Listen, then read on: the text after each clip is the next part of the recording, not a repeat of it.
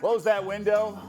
Feeling a draft in here. 78 days away from the NFL draft, and the latest mock from Todd McShay is out, and shockingly, Trevor Lawrence projected to go number 1 overall to the Jacksonville Jaguars, who, remember, now have Urban Meyer as their head coach. We have odds on whether Lawrence will be the number 1 pick in the draft. Minus 5,000. That is in relation to 100. So you're looking at 1 to 50 odds that Lawrence is going number 1. Welcome into the Daily Wager Studios here in Las Vegas alongside Joe Fortenbaugh.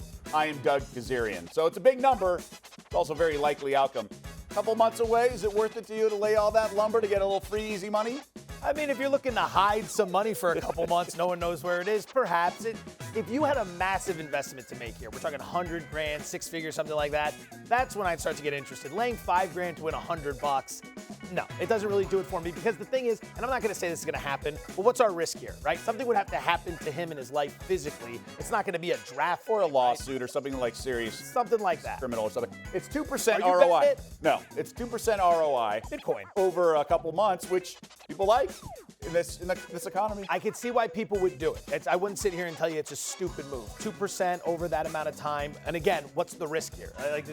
Think about what would need to happen for him to not go number 1. So I could understand it. But again, buy yourself some GameStop, or perhaps whatever the next GameStop is going to be. Yeah, this is the equivalent of just trying to pick up a nickel in front of like a steamroller. Like, it's just risk versus reward. Doesn't really make sense. Okay, let's do some percentage points here.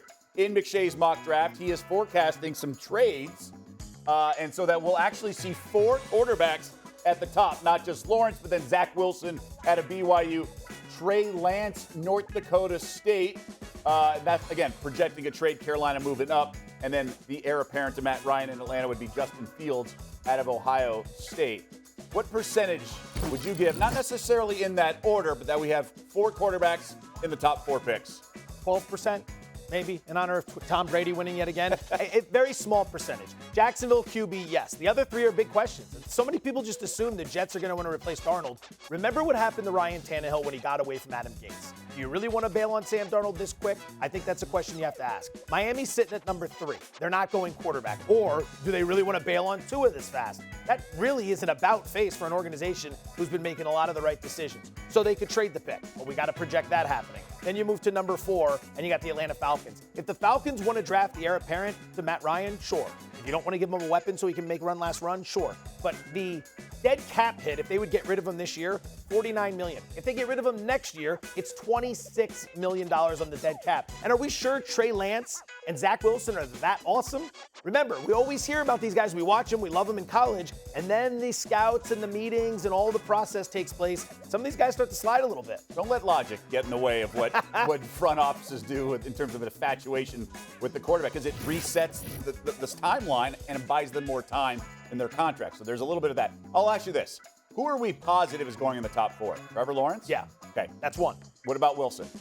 No, I'm not positive. Okay. Not even close. What about Justin Fields?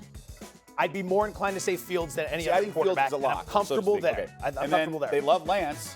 So my point is, we're really talking about like 2 quarterbacks here. Right. So that's why it got me to a higher percentage. Initially, I was 20. I'm going to go 40%. 40%. Because of the demand by these other teams and the desire to trade up. And so while a team like Miami may not want to give up on Tua, they know how valuable the position is. They want to hoard more picks. So other teams will play that bid against each other.